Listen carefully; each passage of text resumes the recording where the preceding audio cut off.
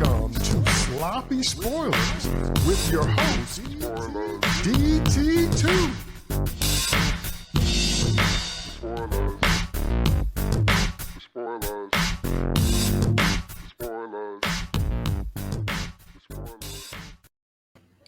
What's up, y'all? DT2 Comics Chatter here. Welcome to another episode of Sloppy Spoilers. On this episode, we're going to be continuing our review of the Alien series, and we're going to go to 2004's Alien versus Predator, or AVP. And we've got a lot to say about that, so let me bring my co-host right on in.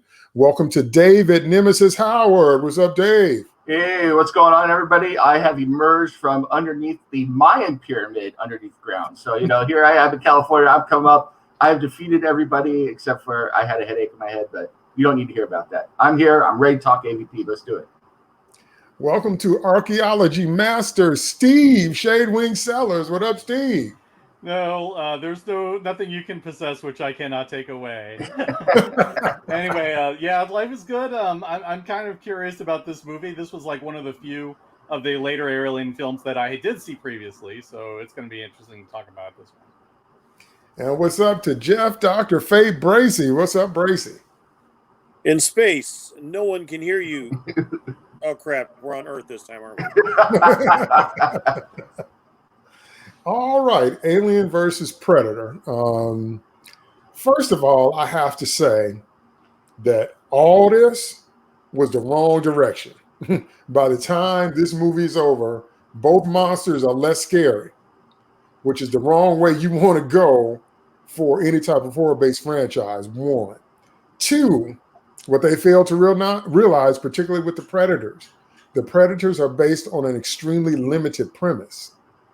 So there's only so much you can do with them unless you know how to be super creative and expand that. I'll get into that more later. And so number three, when you have essentially an entire movie full of red shirts, I bet you cannot name one person besides Sanaa Lathan's character. And I just had to look that up. Besides her, can you name any of those people? Can you name any of their functions? It didn't even make any difference. And so... Only one. Huh? Only Wayland.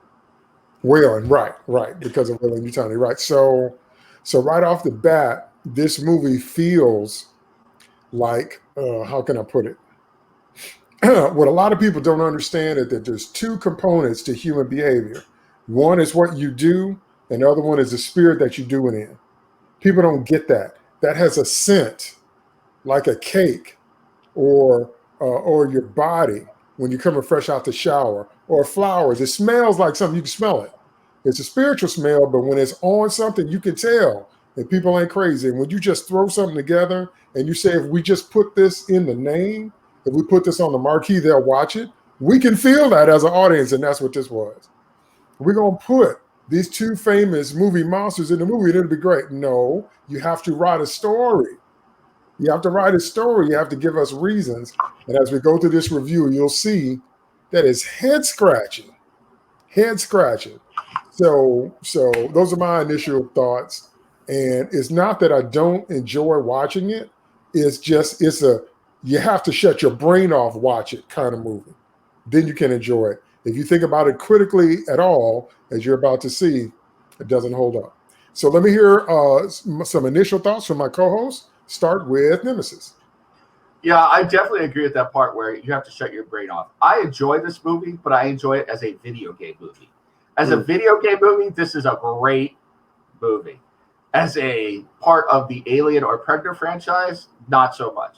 And I definitely agree with that part. But as a video game movie where I'm just putting a bunch of bots in there and watch them get taken out by monsters, I watch that every day of the week. It's fun. It's entertaining. It's cool. And if I just want to turn my brain off and watch the mindless violence, and I'm not in the mood for like a John Wick, I want to see some, alien monster violence, then I'll put this on, and it's good.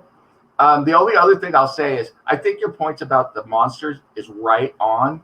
But I think that started even earlier, especially with the Predator. No offense to this movie, but And Bill Paxton was in both these movies, so God bless him. And I liked him in Predator 2, but you know what? The Predator kicked Arnie's ass. and he barely got out alive. And then you're telling me Danny Glover took him out? Come on, man. I like Danny Glover, but come on, man. It's like, no. Just to take an aside before we fully review that film, the problem there was the same problem with a lot of overmatched fights. That is, the stronger opponent keeps making stupid mistakes.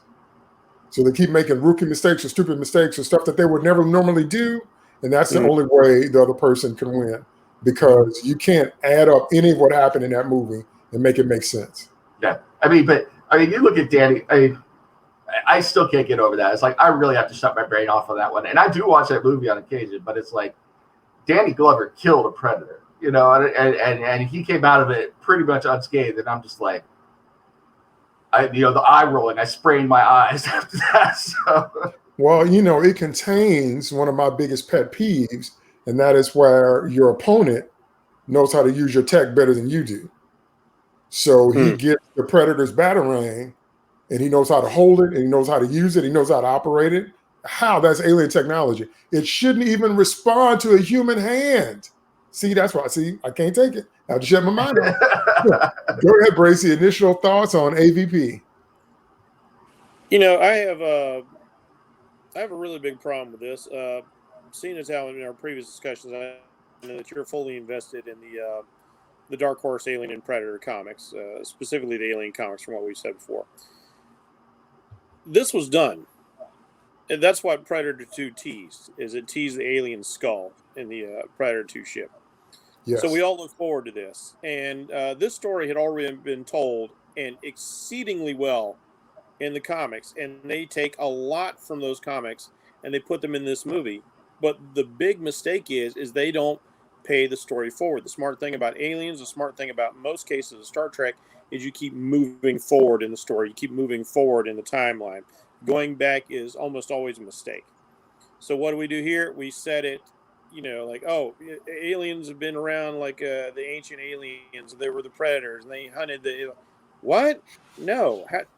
Really? We've got no evidence of this whatsoever. Like, there was never a mistake. There was never like an alien infestation left behind. Never a piece of predator tech left behind. But then again, maybe that explains that Weyland-Yutani. But here's that problem we have again. I'm doing the work of the story. I should never have to do the work of the story.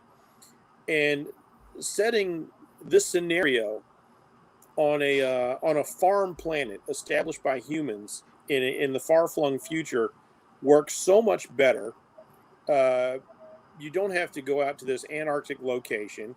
You can keep it in a location that makes sense because, like the aliens, the predators have lore. The predator lore is they thrive in hot environments. And now we put them in the friggin' Arctic, and I've got to read outside of the movie. Once again, I've got to do the work for you that the special netting that they're wearing is keeping them warm. Well, that's BS. There's never been anything about that. Nothing referential of that at all. And last but not least, it's like you said, like, I've got to think of it. Your analysis is brilliant. Video game, especially with like the shifting pyramid, it becomes a platformer. But I like the work of Paul S. Anderson to a degree. And this is terribly mishandled by a guy who can usually do movies that I find very entertaining, because he makes the mistake of taking almost an hour to get to the aliens and predators, and that's what we're here for. And I don't understand why he's trying to build up mystery when these things have been around like for 20 and 10 years respectively at the time of this film. We know what these creatures are. There's no need to try and build up this mystery. There's no need to try and build up this fake suspense and this fake horror element. We know what the things are, and even then, you kind of fail on the horror element because you're an action director. Your only successful horror movie is Event Horizon, and that doesn't have like these big action set pieces, which he has done with Mortal Kombat and the Resident Evil series. And again, that's a video game movie. And this movie shows how he's going to be very successful, that sort of thing. But he fails here. Yeah, it really does. Go ahead, Steve. Initial thoughts. I'm not saying it's the aliens, but it's the aliens. All right, let's get that out of the way. Yeah, because that's the thing with what this movie is. There are a lot of really good ideas in it. I really like the whole ancient alien concept that they're playing into this film. But the thing is, it doesn't fit with Alien or Predator lore that we've seen thus far at all. It's just a bad fit. It would have made more sense to do it with the engineers because they're the ones. The actual design is, yeah, these were the guys that created humans, so they came to Earth to do stuff. We could have found this being like one of the locations where they did that, and they find this out, and then maybe like they awaken something. Okay, that would have been a movie.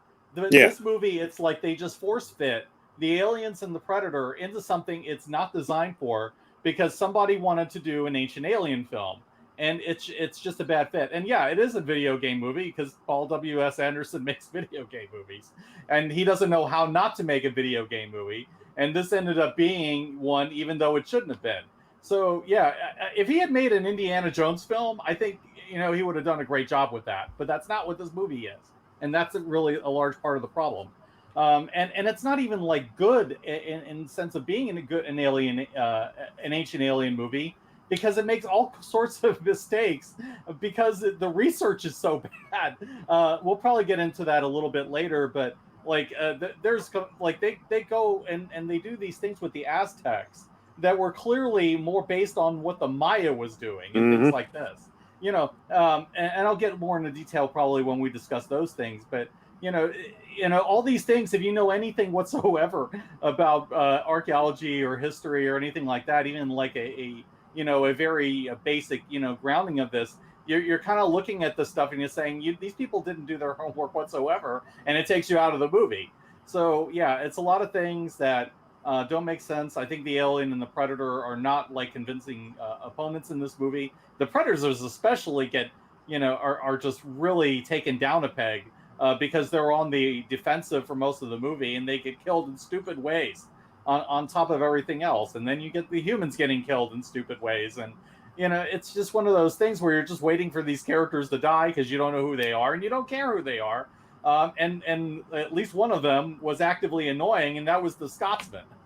And so it's like it's like a Friday the 13th movie. Again, where it's just like, okay, I'm rooting for the alien to kill these guys because I don't like them, and and all of that. So the result is a movie which I don't think it's terrible. It's not as bad as the last two we've talked about, but it is a movie that is very shut your brain off. It is a very video game movie, and it's fun on an action level, but but as a whole, yeah. I've seen better. It's funny you say Friday the 13th because this movie, looking back on it now, reminds me a lot of the same problems you had when you tried to match together Freddy and Jason, and Freddy versus Jason. That's basically what it is. It's Freddy and Jason with Alien and the Predator. Yeah. Okay, now the tradition of monster versus monster stretches back quite a bit, especially in Japanese film. It's not a Dracula new versus concept. Frankenstein. Huh? Dracula versus Frankenstein. Oh yeah, it goes back to the 40s, man. Yeah, it's not a new concept. It goes back to black and white days easily. But the question is always, are you going to actually have a story that makes sense to set them up? Or are you just going to put them in the same arena and let them fight? This movie's the second one. Okay, and even that doesn't make a lot of sense, but I'm going to show you both from a fan point of view and from a writer's point of view how it literally fails from the jump. The premise of everything that happens in this movie, all of it is wrong. So that's why you got to shut your brain off. And also, just to key in off of what Steve said, you'll see it more when we talk about the next movie. These two movies, the AVP movies, suffer from the same thing that happens in comic books. It depends on who's writing. Because in this movie, they have quite a few predators, quite a few aliens. In the next movie, they have one cleaner predator that takes out almost all the aliens. So, the power differential is arguments we have all the time about Superman and Captain Marvel and Flash versus anybody, or Wonder Woman or that kind of thing, or Captain Marvel and Scarlet Witch or Phoenix. It depends on who's writing. It's nothing consistent. But in this movie, again, I'll show you from all different kinds of angles. First off, the first thing that fails is the timeline. I'm trying to understand if Wayland knows about this temple, or does he know about the aliens? Because we know when Ripley and Nostromo go out there. They were sent out there to get this thing. So this couldn't have been, well, I mean, he dies, spoiler alert, he dies in the film. So did other people take this information back? Were they aware of the aliens and the predators, or was it really just an archaeological dig? And if it was, that also was ridiculously foolish, because when you go down there understaffed and undermanned, undercrewed, you're already putting yourself in a dangerous position to not make it out. And what if there's treasure out there that you need large machines to excavate? So many different things that a seasoned person, I mean, I know Alexa tried to tell him, but I mean, Whalen should have more sense. When you have that kind of money, what you want to do is fund it well, so it's a success. And this was like almost last minute kind of scrappy band. We have something to prove kind of thing. And I'm like, no, you'd be more savvy than that if you're the head of a multinational corporation. And then on top of all that, you can't, you can't have this be a setup by the predators. Do you know why? Because it should mean that they would never lose. How can you lose against an enemy you've been fighting against for hundreds of years? You know, you don't have acid-proof equipment by now. You don't have acid splash reflective stuff by now. You don't know not to take your mask off around face huggers by now. You know, oh my goodness. See, the predators are intelligent. The aliens are intelligent, but the predators are next level intelligent and humanoid. So there's no way, since they're a hunter species, that they wouldn't compensate for who they're fighting. That makes no sense. If you just met them, I could see this movie. You've been fighting these creatures since back. There's a civilization underneath the earth that was alive when you was fighting them. That makes no sense. How could you lose? Don't you know every trick they have by now? Acid, blood, tail, teeth, mouth inside the teeth, face. Don't you know all that? Of course you know all that. Then, on top of all that I just said, you can't have a big old laser shoot down from the sky and excavate a hole in Antarctic and the rest of the world not respond to it. How could every government on Earth say, what just happened? What was that? We detected a seismic shift in the Earth and it looked like there's a hole at the top of the world. Maybe we should check that out. What you think? Hell, the people right there didn't even notice. Right. And number 4, you can, see, that's why I can't talk about this stuff. God, you just make me too mad. Number 4, you can't have a flashback story of, what was it, like 1,000, 2,000, 3,000 aliens against the predators in the flashback. You remember that? I got one question for you. Well, where did all the aliens chest burst out of? Was that all minds? Was that all people? Okay, because if that is the case, you killed the civilization and changed history. Just let that hit. If you chest bursted all the people that have that many aliens, you changed history. You wiped out a civilization. How would history not record that? How would history not record there once was a thriving civilization, then there was a big old explosion, and we don't know what happened? You see how it just failed? It just fails from the jump. Okay, so I want to hear your thoughts, but all that stuff I said about just the premise of what the movie asks us to believe on every level, to me, is ridiculous. It's just ridiculous. Go ahead, Steve, because I know you got a lot to say. You start. Yeah, all of this is just complete nonsense, and part of it is like, okay, they were apparently the people behind the Aztecs and like some other civilizations that all use pyramids. They're all use pyramids, so therefore they're all like basically the same civilization. Well, I had a college professor once who told me that the reason that they did that was because it was the easiest thing to build. So it's like, no, it's a coincidence. And they have this whole thing, like all of this was going on with the Aztecs, and they're confusing them with the Maya.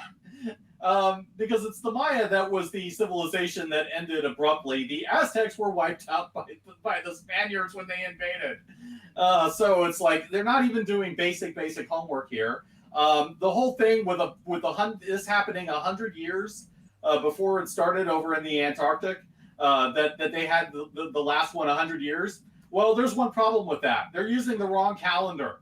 Okay, this is 100 years according to the Gregorian calendar, which they didn't use. The Mayan long count is what they actively reference. The long count is 52 years. So they would be killing people 52 years, not 100 years. So the math is is wrong because they're using the wrong calendar. And then they asked us to expect all this stuff to be readable in Aztec, like the language wouldn't have evolved over like the thousands of years that this would have happened. There was at least a couple of precursor civilizations to the Mayans and the Aztecs that we know of, and their language wasn't exactly the same. I mean, all these basic things is just bad research, and then they expect us to think, that all of this would add up. And then when you start adding in the fantastical stuff like the aliens and the predators, why would the aliens have been there at this point in time, and why would there not have been a total Earth hive at some point? How would human civilization have been allowed to exist if the aliens know where the planet Earth is and have hives there? How would they have even been allowed to have been a spacefaring race if the aliens had lived that long, even accounting for the predators? And the predators probably would have been doing a lot of killing of humans too during that period. So that changes the whole of human history. So to me, it makes absolutely no sense for either race to have been involved, with human development until they hit the stars, or at least until the beginning of the first Predator film. It's all completely ridiculous on every conceivable level, in addition to the stuff that DT already discussed as to why all of this is stupid. From the whole business of the beacon, why isn't everybody seeing that?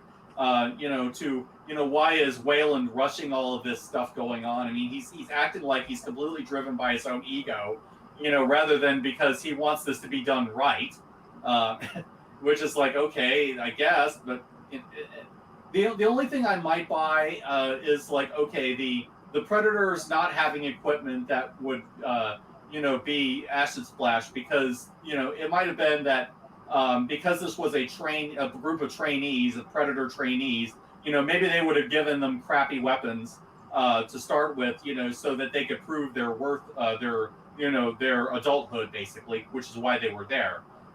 Because we know that they had better weapons. That was the main part of the plot, was for them to find the advanced weapons that were in the middle of the pyramid.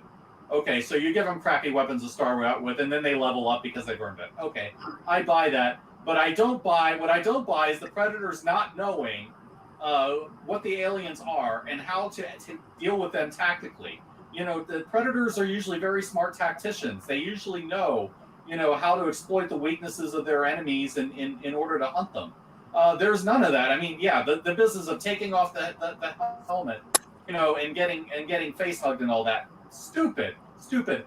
They have the ability to cloak their weapons, and they only use it once in the movie. If you can cloak your spear and throw a cloaked spear, to ambush them, why aren't you doing this all the time? No, they only do it once, and then they never use it again, and they just hand wave it away. No, ridiculous. I mean, it's just, everything is just so ridiculous with the way that they handle this. So just a lot of fail. And on top of that, before I throw it to Brazy, on top of all that, I want you to consider that they should know, or they should be able to at least have someone figure out, what if your scorched earth bomb is not 100% effective? Because they all do that. It only takes one alien. We found that out from the alien mythology. It only takes one surviving alien. A facehugger could infect something, but that alien could morph into a queen. But whatever the alien needs to do to survive, it can. That's why it's the perfect hunter. So if you didn't destroy all of them with that radius, with that bomb blast, if just one of them survives, Earth is overrun. It wouldn't take long, or at least the area would be overrun. You know what I mean? And how could the rest of the world not notice that? That would not be possible over an extended period of time. Go ahead, Bracy. Thoughts on all the different premise lines that this movie is asking us to buy? Yeah, it's like Steve covered it really well. In the comic book series, which I said the story is always superior, the Predators keep a queen on their ship. They don't keep a queen down on Earth to despoil their hunting ground, in case that ever gets loose. It's kept up on a ship. It's isolated in space. They collect a number of eggs because, as we've discussed, it doesn't take many eggs to get things going. And they drop those eggs off. They have like a little lander, like a little moon rover, and it just kind of drops off the eggs on a conveyor belt. It finds a place like, oh, there's some fauna over here. Drop off a few eggs. The inevitable is going to happen. Now you've got a nice hunt. You've figured out exactly how many aliens you've got, and you can send your younglings down to get their manhood, which is what this is supposed to be about, which is what was about in the comic book. I think the Predators don't use any acid-defeating armor and stuff because I think that goes against their code in a way. I think that's why so much of their flesh is still exposed, even though these Predators were wearing more armor than you see in a typical Predator. So, being the unproven hunters, they're still a little bit better off than the average guy. And to pick up on a number of Steve's points about the tactics being used, that was a little bothersome as well. Most of the Predators, except for the one who's going to be like the hero Predator, the one who's got the most plot armor, they just kind of run up and slug it out. That's not how Predators work. And that's not even how aliens work. These guys are like hunters, ambushers, both sets.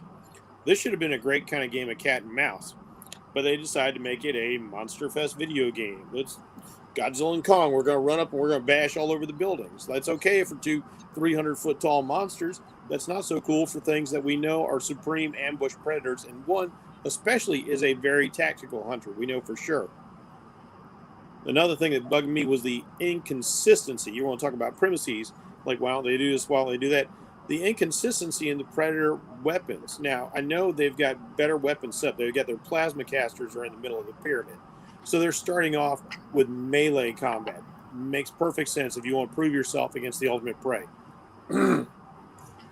But then they do things like, dude extends his blades, chops off a tail acid ruins the blade. But I see one of these other Predators again and again and again shoving a spear through the alien, and the spear comes out clean every time. Why aren't the Predator blades, their most commonly used weapons, made of the same stuff? That didn't make a lick of sense to me. It made as much sense as taking off your mask and knowing what you're dealing with. And they know what they're dealing with. So, like, I can buy, like, the alien, even, like, having a strong enough with the inner jaw to pierce a Predator helmet. But I can't buy any of them experienced or not being stupid enough to take off the mask. They know what they're dealing with. They've been hunting these things for thousands upon thousands of years, according to the premise. And just to get into a little bit of the archaeology of things, you guys have already detailed, like, this doesn't make sense. I remember reading in Fangoria at the time when Anderson was talking about the film. He said part of the idea he got was, like, he read, like, some of these civilizations would just disappear. Mayans, well, they keep calling them, though, Aztecs. They keep calling it the Aztec calendar, not the Mayan calendar. And Steve rightly pointed out the difference between the Gregorian calendar and the Mayan calendar.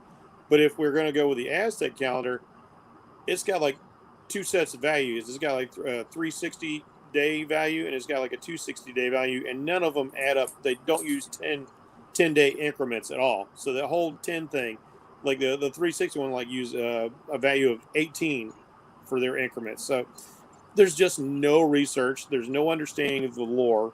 They're like Earth, the aliens are the Predators. So you're starting off at a huge negative before you can even get your story rolling. And once again, when we know what the monsters are, don't take an hour to get to it.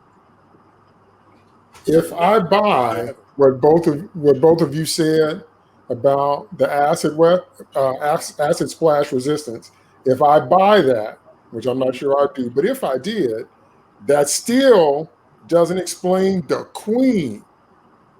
Queen came up frozen, right? She was frozen. Then she thawed out. Then she started laying eggs, right? And then after they hatched, the machinery got activated. Yeah. Okay, and then after they hatched, at some point she called them, and she called them to come set her free. That would have been the first time she did that. How long has she been down there? Number one. Number two, you can't put a creature with acid for blood in chains that are not acid proof. Why would you? Do you see what Yeah, I'm saying? It doesn't make That's any sense. inexcusable right there. There's If no you're reason gonna, that binding should have been acid vulnerable.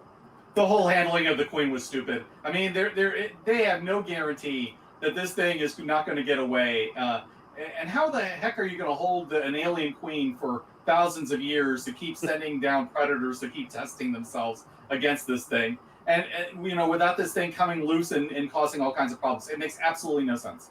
so we saw the strategy in Alien Resurrection of aliens turning on each other or puncturing each other's hides to set the acid blood loose. That could not possibly have been the first time with the queen that's been down there all that time that she thought of that tactic. So everything about her should have been acid proof.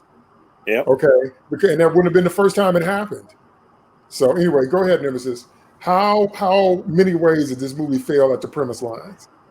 I think for me, the main problem with this movie is the fact that, like I said, it's a video game movie. The guy did not want to take the time. I think there was a way to tie this in. And I'm not saying that Prometheus did this well, but Prometheus tried to make a way to tie in ancient history and create a new fictional version of the world's history and tie it into the whole lore. If they had taken 10 minutes on that ship, they didn't even have to be outside of the ship. It could have just been, they did the whole thing. They're trying to get the explorer because she's the best of the world.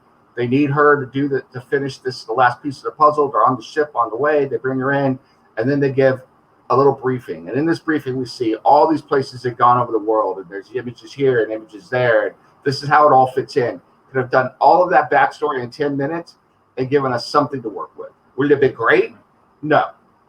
It wouldn't have been the greatest thing in the world, but it would have established a premise. But instead, what they did is, hey, this is a cool idea. We're just going to throw it in there because it looks cool, and we're going to make our video game movie. Which is what there are better video game plots than this too. Yeah, so. But yeah, it's exactly what he wanted to do, though. They just wanted to make the video game movie. And if I remember correctly, when this movie came out, they even said that it's like, we're not worrying about canon. We don't care about any of this. We just want to see monsters fight. I mean, I actually think, if I remember right, them coming right out and saying this movie is just a good old monster clash, and we're throwing a veneer of story behind it. And it's like, yeah, okay, I guess, which is why I watch it like that, But it's like, if you really wanted to make this movie part of the universe, I think there was a way to do it. And I don't think it would have been that difficult. It would have had to change a lot of things, especially with Weyland-Yutani, because that timeline is completely off at that point. And you've got a whole host of questions, and you would have to go back and retcon or explain a whole host of things. But I think you could do it. I think you could make a way where, Weyland, this was his little pet project, and he had kept it secret, and the inner parts of the company knew about it. And so when they found a similar signal to the, whatever, to that signal, they sent out the Nostromo, and that's why they did it. But once again, it's like Jeff said, now I'm starting to explain why the movie makes sense instead of them doing it for me, and that is a problem. The minute that I start having to say why the movie could make sense and how it fits into the world, you failed. And now I'm trying to make sense of it because I just enjoy watching aliens and predators fight every now and then. So it's like, which is not a good thing. You can't cut a hole in the world with a laser from space and the rest of the world not know it. I didn't know. Didn't they say in the movie that there were, here's the problem I have. Didn't they say in the movie that a bunch of other companies wanted to get there? And it's like, why are they all interested in going there to investigate this hole? I mean, they're all acting like they're going to find something there. It could have just been a hole, who knows what it is. That's what Weyland kept saying. He was trying to urge them on, and we don't know for sure if that's true. Again, we're having to do the work of the movie because we saw no evidence of that, but that was his insistence to get the team down there as fast as possible. Right. I thought that was a lie. I thought that was just a straight up lie. He was just lying to make them hurry up. Yeah. But even let's assume it's true. Where are all the other teams? Why are they so far behind? Why are they 24 hours behind Weyland? What got him ahead of them? It makes no sense, And then your point about nations is absolutely well spent. Not only that, they're spending all that time sailing down there. Well, guess what? There's all sorts of nations that have scientific outposts in Antarctica. full time. Yeah. So the minute that something like that happened in Antarctica, you get on the radio and be like, hey, you guys need to go check this thing out, this, and nobody knew about this whaling station that was there and all this stuff. So yeah, I mean, there are lots of holes. Yeah, and the more you start to look at it, the holes just keep getting wider and wider, and then you figure out it's a Sarlacc pit, and now we have Sarlacc versus Alien versus Predator, and now we're in a real mess because Boba Fett comes out of the Sarlacc, and now it's weird. They would use an environment that's clearly, I have no doubt whatsoever that this was supposed to reference John Carpenter's The Thing, or at least homage it a little bit, but then you don't build any of the tension or the suspense.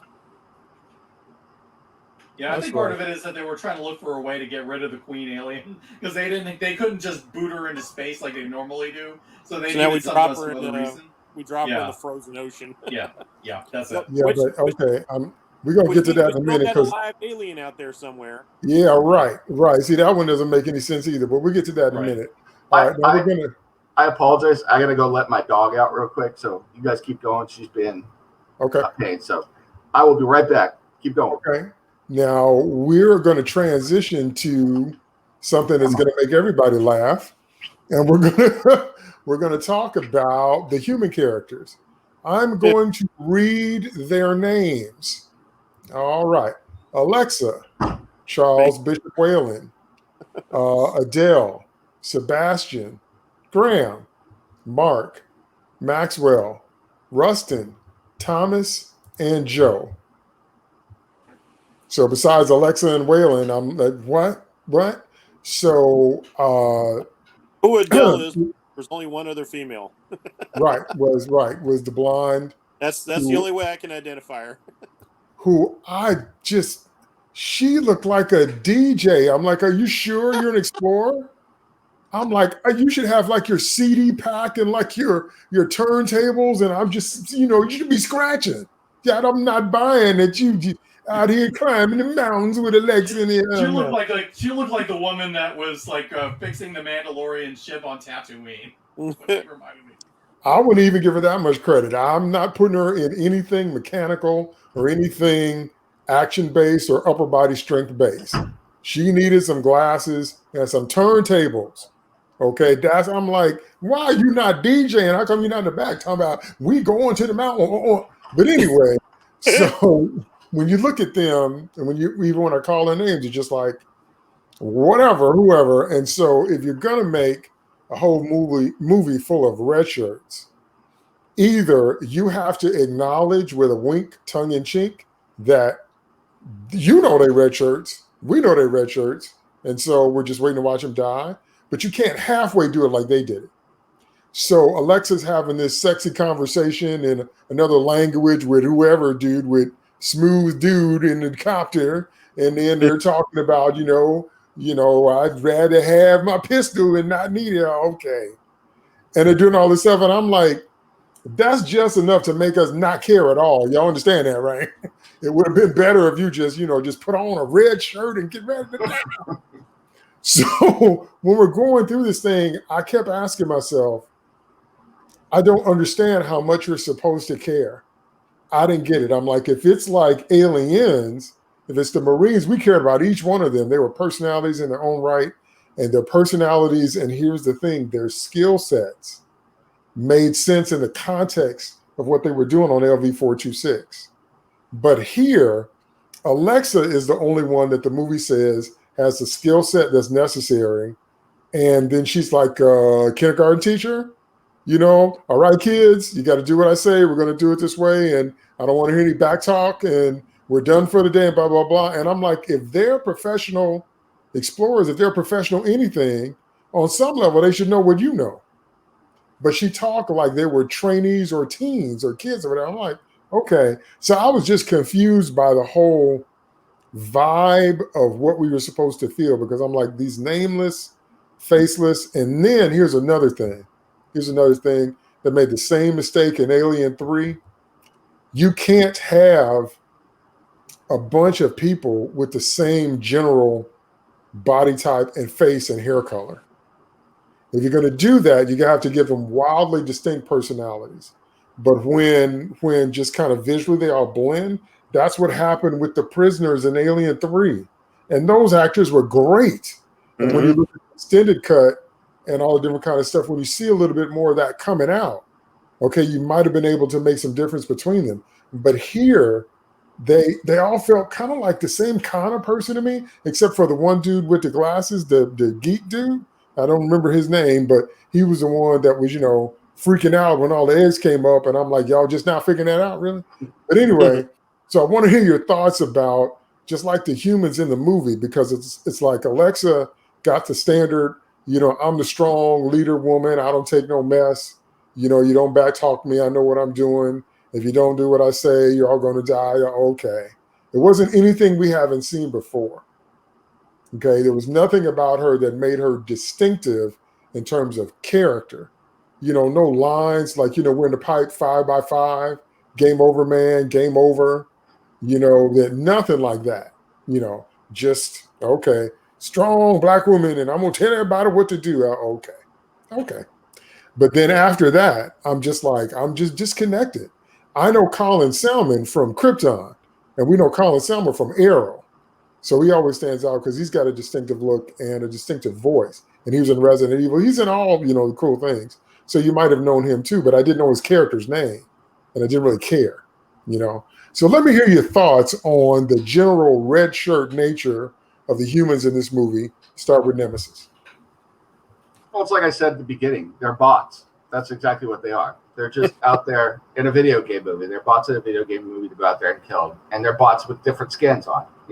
That's the depth of their character. You just put a different skin on the same bot, put them out there, trot them out there, and watch them get killed.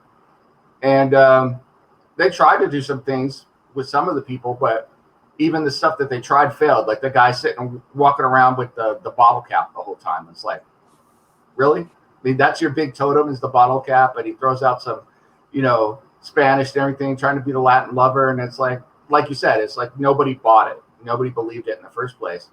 And then I even have a problem with the, and like you said, I don't know any of the names of any of the characters,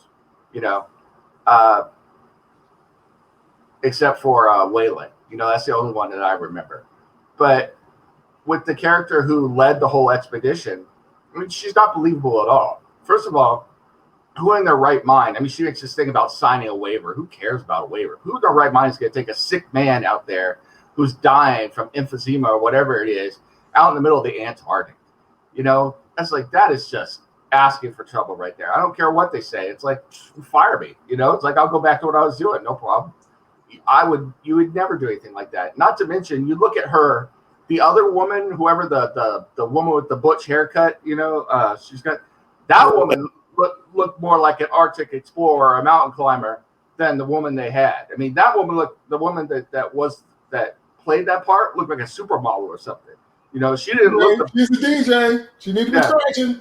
Yeah, she did not look the part of, hardened climber who commands expeditions and stuff like that. That other woman did to a certain extent. If you really want to find a woman like that, go out and get a woman who looks like somebody who does that kind of stuff all the time.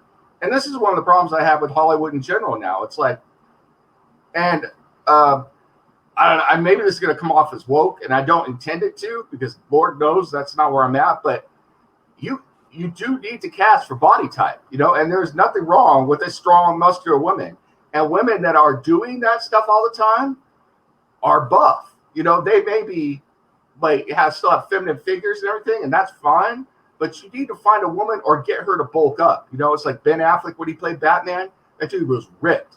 It's like, if some woman is going to play and try and convince us that what she does for a living, then she needs to go and get with a trainer and do some stuff, because it just wasn't believable. I mean, and then at one point in the movie, and I'm sorry for harping on this, but at one point in the movie, she like slams down an ice pick and then grabs a guy and holds him in her hand while they're falling, and Waylon, and saves the dude. I'm like, there's no way. It's like, you're both dead right now. Your shoulders got pulled out of the socket, and you're no way you're holding that man like that. And look at you. It's like, you weigh what, 95 pounds? It's like, get the hell out of here. So yeah, it's just, it really was just a bunch of bots put out there for them to die. And it's like, even the character that survived, we really don't know that much about her. We don't care about her. We never see her again, and it was totally unbelievable. Not to mention the fact they just left her out there. They left her out there in the middle of the wilderness. For all we know, she died too. She died out there in Alaska. How she should sail the whole ship back by herself? Come on, get out of here. And I do want to apologize that my super predator, Sunday the dog, was eating my wires, so I had to put her outside. So. Okay. All right. Nemesis said that Sanaa Lathan is much too pretty to be who she is in the film, so she needs to have a look like she does what that does for a living. I said the blonde woman is a DJ. I did not buy her at all. I did not buy her in any of that. She needed to be mixing the music. But here's the other thing, and I'm going to throw it to Bracy. Here's the thing. I'm not an archaeologist. I'm not an explorer. But I got sense enough to do two things. First thing I got sense enough to do is be sure there's a trail back to the surface. No matter what happens when I'm down there, I'm gonna light flares. I'm gonna choose a bubble gum and throw it on the ground. I'm gonna do something that tells me how to get back. One. Number two, remember in Aliens, they said how long before we're declared overdue is there a rescue? And Hicks said 17 days. Okay, I'm not going anywhere underground where my people don't know where I'm at. I'm like, if you ain't heard from me in 24 hours, call the FBI, call the Coast Guard, call Ghostbusters, call my mama, call International House of Pancakes. Somebody's coming to get me. Baby Jesus. But it's like, I'm like, really? Y'all, really? Really? And then that thing you just said was also true, because the last shot, besides it, we'll get to the pit alien. The last shot before we get to that thing is her standing there watching the predators leave. And then it's like, what happened next? You're the only human on this whole expedition that made it out alive. So you do what now with these weapons and your scarred face with the acid and the queen in the ocean? And what do you do now? Who are you going to call now? Who's going to copter out there? Who's going to get you now? And how are you going to explain that? You're trying to tell me something that any government would want an explanation? Is all this damage? What happened? And you talking about Hebert Hobbiter, and you got the tattoo on your face from the alien blood. With to be So anyway, Bracy, red shirts. Yeah, the problem with all of this is the movie doesn't even try to make sense. They don't even make the premise of trying to make sense. Something that it reminded me of you guys talking about all these disconnections is like we see the Predators using their invisible technology on their weapons. But if you remember back to Predator 1 and 2, whenever the Predator would flash his claws, they would be visible as soon as they left his gauntlet. In Predator 2, when we see him use the combi stick or the spear for the first time, it's visible even when he's not. So the idea of like them throwing the spear and it being invisible doesn't work. Even if I can buy, even though they haven't shown this in the lore before, like using the razor noose to grab somebody up. Just so many things are inconsistent, and that's because they don't care. They're leading the way for guys like Snyder, who are all about like, let's make something look cool, and that's really what I care about more than anything else. It's all about stuff that looks cool. For instance, Mr. Bottle Cap, because that's all I know about him. He's the bottle cap guy. He just got fired off his dig because they're spending all this time and this money, and they've got a backer. Obviously, he's down there with his research team. He reaches in, and that's where he gets his bottle cap. The guy responsible for the dig says, "You're fired. I'm bringing in my own team." What does he say immediately after that? Like, all right, come on, get the team together. We're going to get on the horn. We're going to call for more money. Money's not the object. This guy has decided that you're incompetent. That's the problem. He's bringing in another team. You bringing in more money doesn't mean you still get to dig.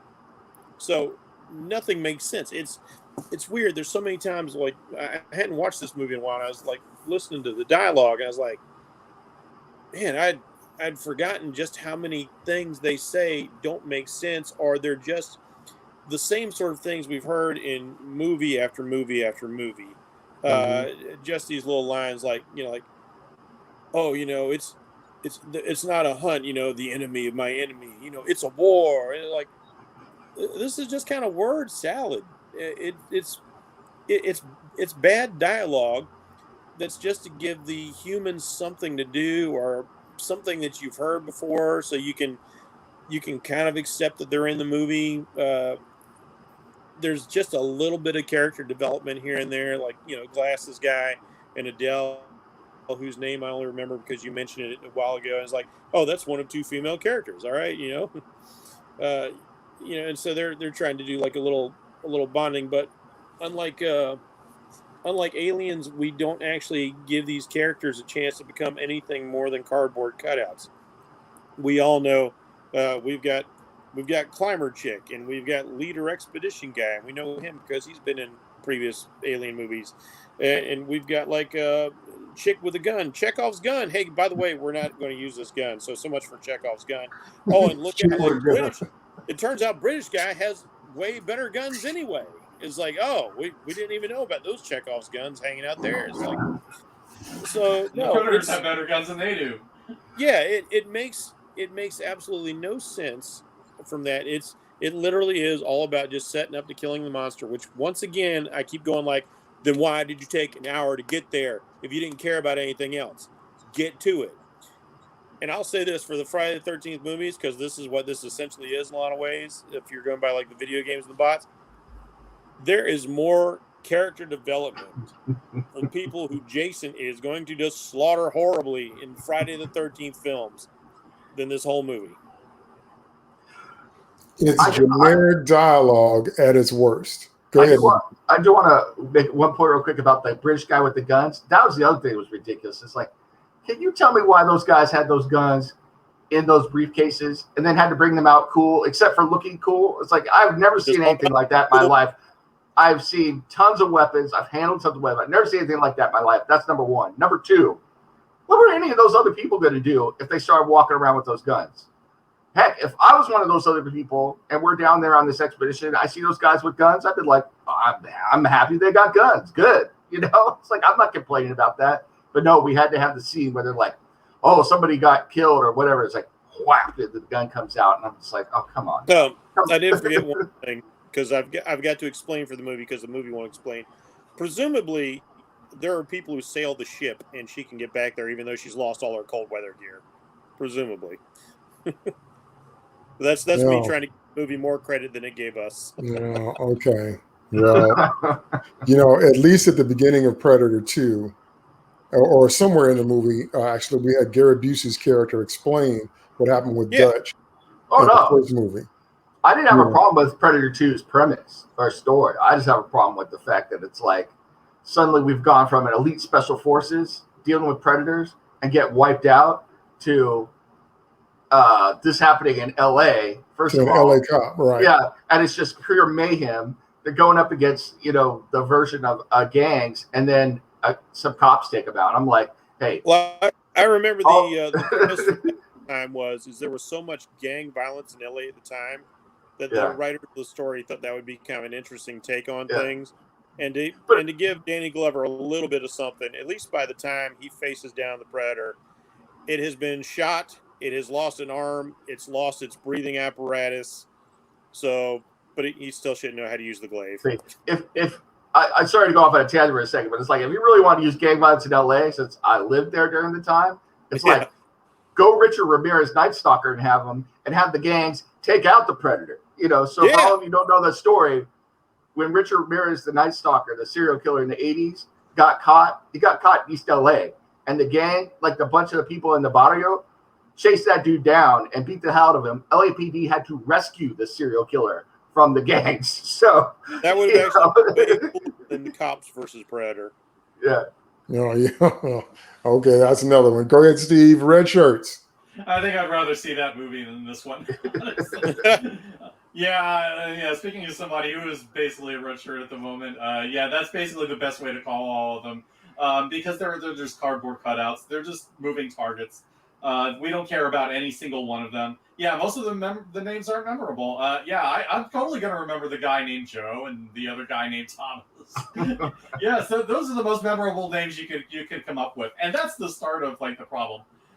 Because to me, it's like I can't think of a single character arc in this movie, not a single one. Like I can't think of a single character that starts at a certain point, goes through the adversity and learns from the adversity and changes as a result. I can't think of anybody except maybe maybe the Scotsman that was really annoying and was always showing everybody pictures of his kids. You want to see my kids? You want to see my kids? That's basically what it was like. And he was the only one who showed any change whatsoever because he's the one who's freaking out all the time. And what does he do? He's the one who becomes more of a badass by the end. And then he's not allowed to have that last cool moment. No, he is sitting there, hung up on the wall because the aliens got him, and he gets a couple of shots off on a pistol. And then that's it. And then the aliens all get him and he's dead. I'm just like, really? That's the way you're going to give the one character who had any change or growth whatsoever. That's the way you're going to treat that character. No. And then I'm looking at Sanaa Lathan's character. They really needed to have somebody like a Tom Cruise. I'm kind of with Nemesis on that because with Tom Cruise, it's like you buy this guy climbing up mountains. And this woman, I don't buy her climbing up mountains, but even if I just kind of allow that, okay, typical main heroine, it's like, what is her actual story? What is she there to do? What is her problem that she has to overcome? What is her journey? I have no idea. She's the same from start to finish. She's, like Rye or like some of these other characters, they learn nothing and they don't change. And their entire journey is a flat line. Nothing whatsoever. There could have been something with the with Bottle Cap guy, because he starts off failing. He starts off screwing up. And then in his journey should have been, okay, I'm going to get my respect back. Because I'm going to do a good job here, and I'm going to become a better scientist, and all of that, and I'm going to learn. No, there's none of that. What ends up happening is instead is that, okay, we're gonna tease this romance with the leader. With the Sanaa Lathan character. He's just there to be the love interest and to give exposition. And then once he's done giving the exposition, let's feed him to the alien, and that's it. It's just give me a break. What a waste of potential. Because I could have seen a story where this guy's a screw up. This guy is a bit of a smooth talking. Bit of a con artist maybe, and then he learns and he becomes a better character. He becomes more of a heroic figure, or he gives his life to save her. Because he's all about himself the whole beginning of the movie. So if his arc had been, okay, I'm going to do something selfless for somebody that I have learned to care about, that would have been an arc. That would have been a story. Nothing like that. There is nothing like that. Wayland. Lance Henriksen does the best he can with a character that there's nothing to him other than basically I want to die and I'm going to go and die like a man, basically being Elon Musk. That's the extent of his character, and he doesn't die for anything. He doesn't learn or change either. None of that. The Colin Salmon character, who I mainly remember from an episode of Doctor Who, in addition to the other stuff. It's like, he's a much better actor than we see him in this movie. I think practically anybody could have been that character, and it wouldn't have mattered. It's just that he happened to be played by an actor who is more talented than the role deserves. And so, again, nothing. All these other characters are just there to die. And for what? Just so we can have an action movie. And so we can have characters get killed, so we can have like false tension for characters that we know are not going to die in the end. It's just absolutely a waste. These characters, even the characters like the not Firefly characters from Alien Resurrection, were more memorable and better characters than anybody here. It's absolutely a joke, and I'm just like, we want to see. We're rooting for the alien at this point. Because there's nobody we attach to, there's nobody we like, and so we're basically rooting for the aliens to either kill each other or kill the humans because the humans are boring and or annoying. So what a waste! Complete waste of space. I would argue that Wayland had an inverse arc because his arc didn't make a lot of sense to me. Because first he was all, we've got to be first, we got to do this. This is the discovery of our lives. He said this is what puts you on the map moment. This is your thing that makes you somebody doing this. He goes from that So all of a sudden, his emphysema is so bad he can barely function. Then it goes from that to "Don't turn your back on me, sucker!" Like Mr. T in Rocky 3. Don't turn your back on me. I'm like, wait, because that's exactly. Don't turn your back on me, sucker! I'm like, really? Because I was like, if you're trying to survive to have the discovery of a lifetime, you wouldn't do something that stupid. Yeah. And if you're so full of yourself, we don't buy that from a dude your age from emphysema. Somebody would have slapped the teeth out your mouth by now. We would buy that from a young man. We'd buy that from a Schwarzenegger or Kyle Weathers, a Duke or a Dylan. We'd buy that. But we don't buy that from you. It's a death warrant. You just said you're trying to make your mark in life. You're trying to be the one that discovers all this. And then here you come with this 9-foot creature with a crab face, and you just setting the fire on. You know he's gonna turn around and you shish kebab. Yeah. Why?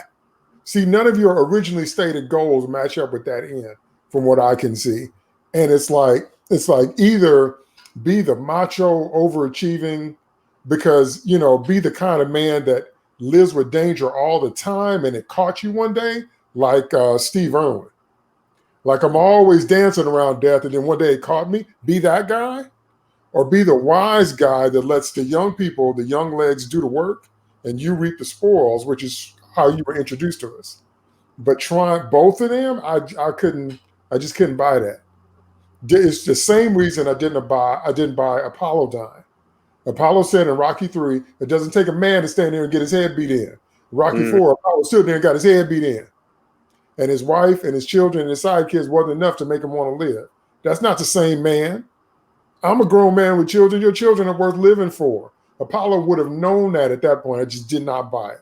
So I'm saying that kind of last desperation act of machoism, so I thought it was an inverse. I thought it was a character degradation. Like you're one dude, but then you go out as if you were Dutch or Dylan in the first Predator. You know what I'm saying? Or Billy, you cut the thing, come get me, that kind of thing. But you don't get Billy's ending when you're the rich dude, financing the expedition.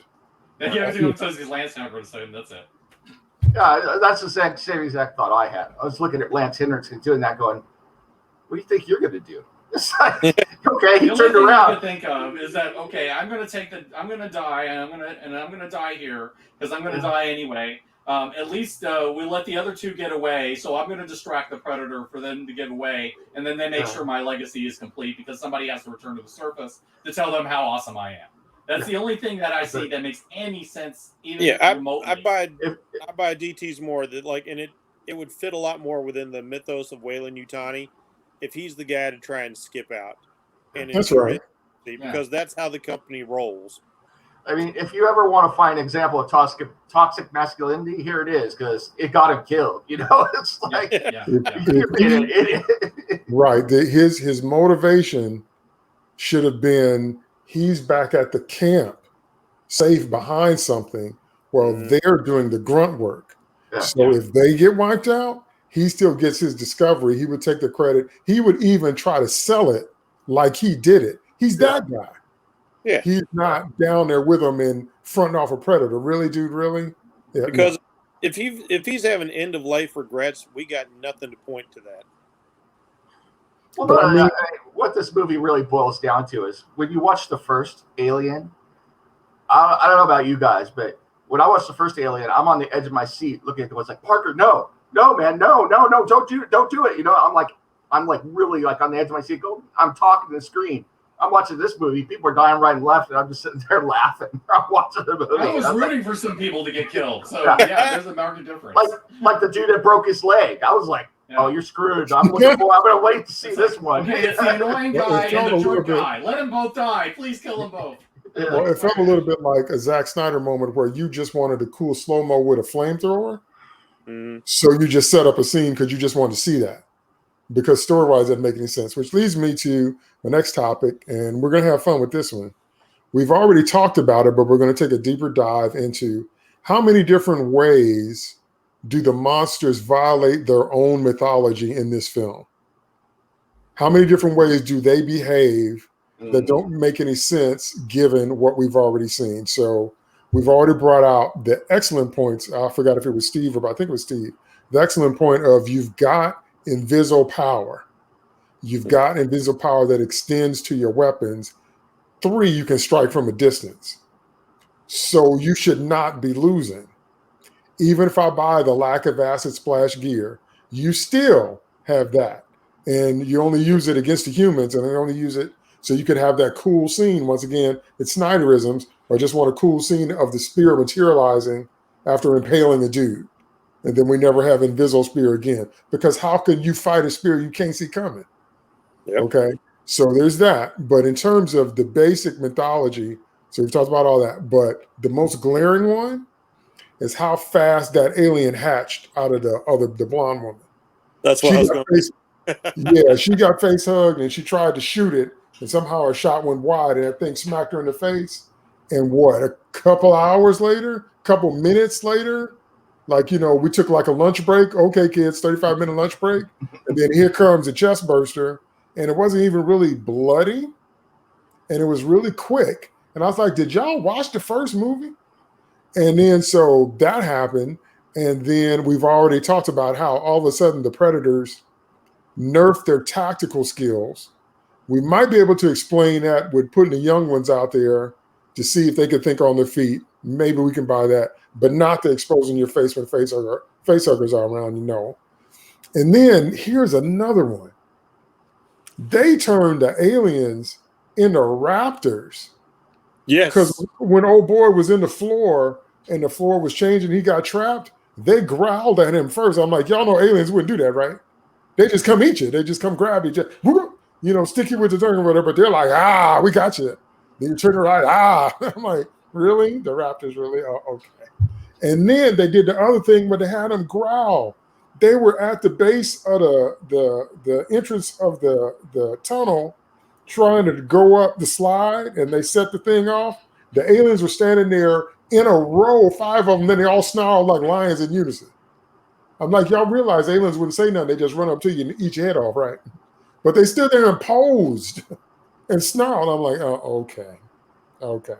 So the coolest thing that I did see that I did like was when the Predator net ate through the alien skin, and then it put the net imprint on his face, but also he cut his tail off. So then he started using his tail as kind of like an acid whip. Now that I thought was cool because we hadn't really seen that before like that. But the rest of the way they behaved, I'm like, did y'all watch any of the movies? Did you, and then here's the other one. Now, y'all can correct me if I'm wrong, because I may be getting this wrong. From what we saw, all the red shirts that got face hugged originally was because those eggs came up in the egg chamber. Is that right? Yeah. Then how come later on some of them were way up to the wall? Was that the same egg chamber? No. Because if it was, when did they get in there and web them? It's when they were captured down the hallways, I think. Okay, so that wasn't I don't remember. That wasn't the egg chamber. Yeah. Yeah, that was. I don't know if it was the egg chamber, but it was after they captured them in the hallways. They brought them somewhere and started doing somewhere else. Okay, all right. Okay, I'll take that. All right, because at first I thought, wait, are they still in the egg chamber? Because how did they get webbed up? Because if it was the egg chamber, the aliens took the time to resin the place like crazy with their secretions. Mm-hmm. But then again, you've got the whole thing. It was like this thing was made just to release a certain amount of aliens. And then when you see like annoying Irish guy, he gets this cool moment to shoot one that's about to face hug him, and then you see like dozens and dozens of eggs. Oh, okay, so I guess the drones have been making a nest because they're going to break mom loose. Although I don't know why they didn't break mom loose first, but they start putting all the eggs out. So like structurally, it doesn't make sense. Right. Okay. Because I knew something was giving me cognitive dissonance. I'm like, wait a minute. Wait. That didn't make any sense. And here's the last thing, and I'm gonna throw it to y'all. The other thing I can't figure, based on the fact that the pyramid was constantly moving, was where were the aliens moving? Mm-hmm. You know what I mean? Because before they move in air ducts, they move in vents, they move any place where they can hide. We can buy all that just because of the nature of the way they move. But what they showed us here was that the pathways the room you just left would change and it wasn't that room anymore. So how deep did that go in the pyramid? Because I'm like, if the pyramid kept shifting, because remember when the queen called them, they just disappeared into some holes. I'm like, didn't the room just change 5 minutes ago? I'm like, how y'all know where the holes are and how you know they're not going to close in on you because they would have closed in on the humans? That confused me. I'm like, wait. The pyramid shifts, but just for the people. Somehow y'all know where the air ducts are. And I was like, okay. So let's talk about how many different ways we felt like the lore of each monster story world was violated. And one more thing I'll say, the one thing that they did do right was they kept the predator's sense of honor in the hunt. We saw that. That was probably the most consistent thing we saw in the whole movie in terms of the monster mythology, is that their honor in the hunt and them not wanting to strike a defenseless foe. Wouldn't kill a pregnant woman, wouldn't kill a man with emphysema until he lit it up on him, or wouldn't kill Sanaa because she proved herself worthy. That's consistent. So that's about the one thing I think they did that didn't give me a headache. But so let me hear your thoughts. Go ahead, Bracy. You start. Go ahead. Yeah, I disagree because we have the flashback to 1904, and they wipe out the whaling community with no provocation whatsoever. Oh, dang. So that's a break of the predator lore right there. And when they had the disarmed guy who slid down the hole, you think he's going to make it? They're walking by. I was like, oh, yeah, we left one alive. Boom, no witnesses. Takes him out. So it's plot armor for our main character. That's why we had the thing. Lance Henriksen, same thing. It's like somewhere in the script somebody like, oh yeah, they don't kill innocent people or they don't kill unarmed people. Yeah, nobody will notice what happened before. Well, we're not paying attention to lore anyway, because there is a lot of not paying attention to lore. Although I will comment on your thing, the shifting pyramid is a cool idea. Makes no sense for this movie. If this pyramid is built for a hunt, it's built to give the aliens advantages to their environment because that's going to make a cool hunt. You want to hunt the prey on ground that it's used to make it as fair as possible. Especially if I'm say like I'm hunting a dangerous animal, like I'm out hunting a bear. I've got a nice heavy caliber rifle, but at the same time, if the bear can close with me, I'm in real trouble. But I don't put the bear in like a great big warehouse where I've got 300 yards of room and there's nothing for him to hide behind. Yeah, this is sure dangerous for me. Pow, pow, pow. No, so I believe that it would be built like that. The shifting passageways, the danger that it poses your prey as much as you doesn't make any sense. If it changed when they first got in there, so like each new hunting party has a different layout to work with, that's something I would have bought. That would have worked out. Another thing you point out, I'm glad you mentioned it because it's something that really annoyed me in the film, is the sounds. This is 20th Century Fox. They've had these franchises for a long time. They have the sounds. That's one thing I love about Lucas, is his sound effects are very consistent across all the movies. Because they have industrial light music and all that.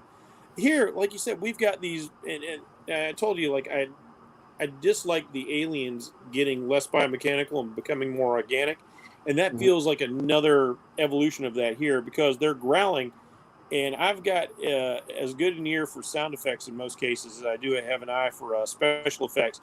And there's all these big cat growls in their noises for the aliens and the predators. And the predator doesn't sound like that. The sound mix of the predator, part of that sound mix is like walrus and hippopotamus and all kinds of cool things. Like all these tricks. And the predators, the aliens tend to sound much more insectile with these high screechy noises. And like you said, they turn them into raptors. You really nailed it when you said that. They the aliens, they hiss and they make these screechy whines. They don't sneer and growl at you like lions and tigers and bears. Oh my, that's not how they work at all. Right. And the predator roar is also very distinctive. That's so important when you have a creature that is going to come back into the science fiction parlance again and again. Is the distinctiveness of the look, but also the sound. How would Godzilla be if he didn't have that ominous roar that he's had since 1954. Done a couple of ways throughout the course of the films, but it's still that distinctive sound. You recognize it right away. It's one of the most recognizable sounds in cinema. The same should be true for the Alien and the Predator, and that just bugged the ever-living crap out of me. Even the plasma caster had a different sound. I don't mind it having a different effect as the effects get better, but I missed the sound that kind of like boosh sound, and instead I had this kind of like this little wave to before it took off. I was like, no, the sounds are wrong. The sounds are wrong. You've got to have consistency if you're working on franchise properties. It's as important as knowing all the rest of the lore. The only thing I did like about the Alien, I like the tactic of it using its tail, showing again that aliens are more intelligent than people think. And it was cool seeing that, like, if you try and pin them down with your like razor nets, that the acid blood's going to free them. And it was also kind of neat seeing how durable they happen to be. Like when he starts swinging that thing around and he's smashing through stone columns with it, the one they called the Celtic Predator via its mask, and you're like, oh man, these things can really take a licking. But other than that, the tactics didn't make sense because the Predators would have been trained from an early age to hunt, to battle. There were probably on their world, if you follow the comics, there are fights for dominance. These guys know how to fight early on, and they don't fight dumb. They don't go in there with less skill than like the most neophyte MMA fighter and engage with like a tiger. You don't rush up into it like that. And on top of that, I also hated the design of the Predators because again, for me, it feels like a break from the lore because here we've got these big strongman Predators. Like I thought you guys are supposed to be the juveniles, but you're like all Schwarzeneggered out. You don't look like the Leith Kevin Peter Hall Predators that we got. I know Kevin's dead, but come on, man, hire some basketball players. Get somebody that looks like a LeBron, in there. Like that's the kind of body type you want for the Predator. And it just kept throwing me off seeing these huge beefy dudes. And I guess it was to offset the long, lanky aliens, but for me, it just didn't work out at all. And then when they do take off the face mask, and this is something that really bugs me as somebody who designs creature and appreciates creature design, Stan Winston went to great pains to think about how things work. As I've said before, form follows function. The Predator, when you first see his face and he's exposed to Arnold Schwarzenegger, he's got his mandibles all covered up, and he opens them up, and he's like, oh man, he's got this kind of weird little mouth, and these things flare out, and then when he's not using it, they close up. These aren't just for like grabbing food and bringing it to like this small opening of mouth. These are his lips. He was sculpted with the mouth closed because it makes sense. You don't want like your mouth constantly getting dry or bacteria or stuff like this. And every Predator 2, I think they still do this right, but every movie since, you'll notice, and you guys won't be able to miss this now that I'm pointing this out, you'll notice that when like the Predator mouth is closed, these skin flaps, which are supposed to stretch open like a membrane when he makes mandibles, instead have these big, open, stupid flaps now. That's incredibly distracting to somebody who's like really into this kind of stuff like me. And I take that as a breaking of lore as well. It just, it was fun to see him fight, but at the same time, it was a little painful to see him fight. And it's like you said, even like when he gets the weapons, he gets his plasma caster and he uses it briefly. I did kind of like like I can't really see aliens, so let's scroll through the visual aids to find them. See, I dug that. But from that point on, he shouldn't lose. I've got lock on. I've got a ranged weapon. Yeah, I'm walking out of here. I am top dog of this thing. Well, No reason for him to lose past that point. One thing that was established very clearly in Aliens and Alien 3, and you talked about sounds, which is a great point about the sound design. In Aliens, they hissed.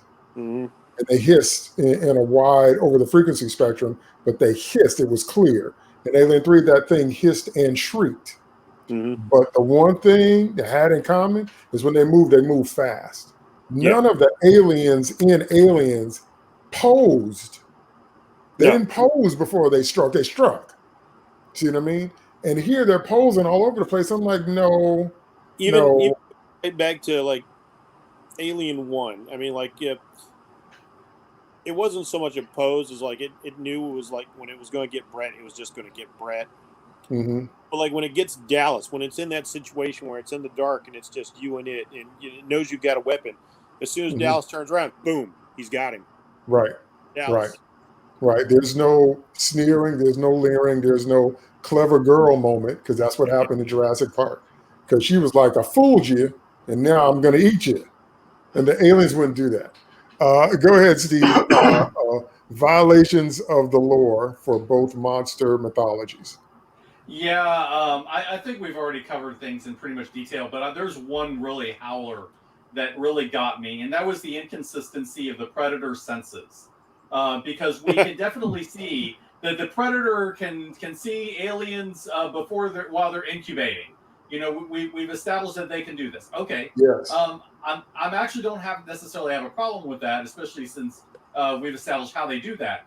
The problem is it's inconsistent. Okay, there are points where they can totally do this and it's easy, and then the predator can see the incubator alien within bottle cap guy, and which leads him to go and kill him. Okay, that was an all right moment. And then there's a later moment where they throw that all out the window because they need to set up a sequel, which is that apparently somehow, I don't know how this would have happened. But apparently, the last predator was impregnated by the queen. We didn't see exactly how this would have happened. No, that was the guy that got face hugged in a fight. That was that same guy. Okay. He took his mask off. Yeah. Okay. Yeah, that was brilliant stupid. move. That was stupid. Okay.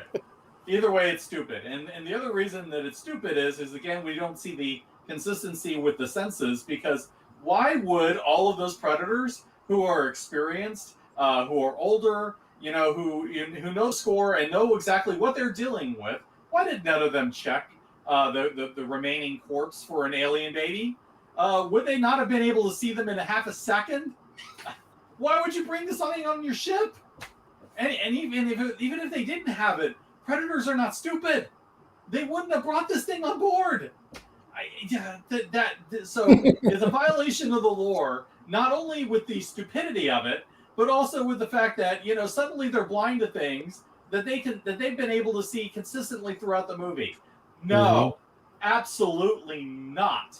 So yeah, that was the one that really bugged me. I mean, aside from that, it's like, yeah, the predators are acting stupid.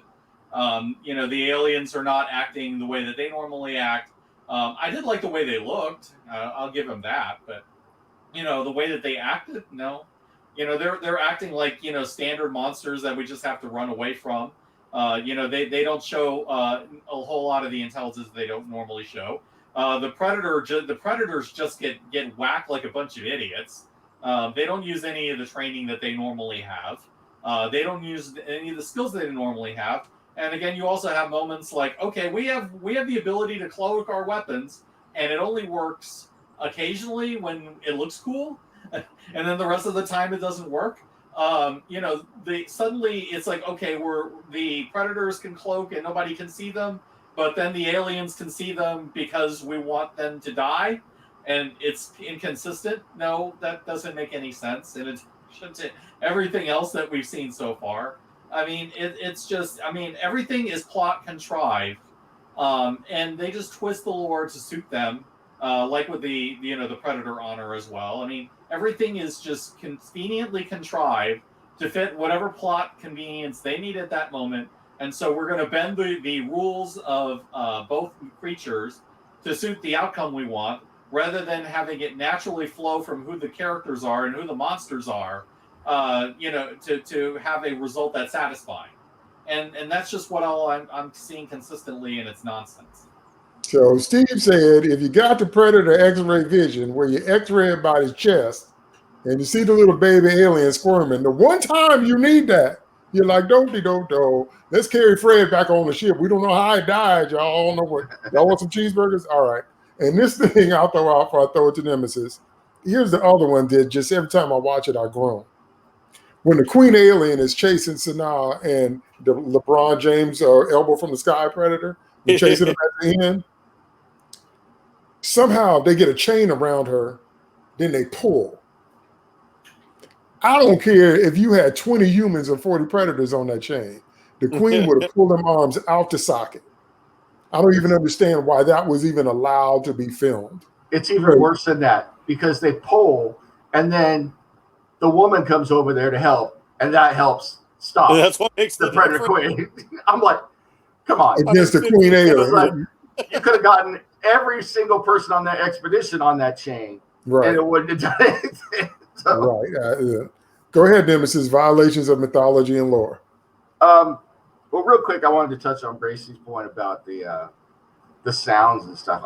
This is a pet peeve of me across multiple franchises. Batman, the whole Batman series was really bad at this. And the problem is that you have all sorts of costume designers, set designers, and sound designers who want to make a mark instead of be part of a franchise. So they want to do something different every time. And it happens in Marvel, too. There's always little tweaks to the costumes, little tweaks here, little tweaks there, because Lord knows we can't keep it consistent. And it really bugs me. You know, some of the more egregious ones are the ones that really knock me for a loop. But we know what I'm talking about in Batman, you know, bat nipples and all of that stuff, you know. So, but it's happened. It happened in Gotham. It's like they didn't need to change Gotham in the Batman movies at all from the first Batman. Looked great. And they kept having to do it, and eventually they messed it up. So that's all I say about that.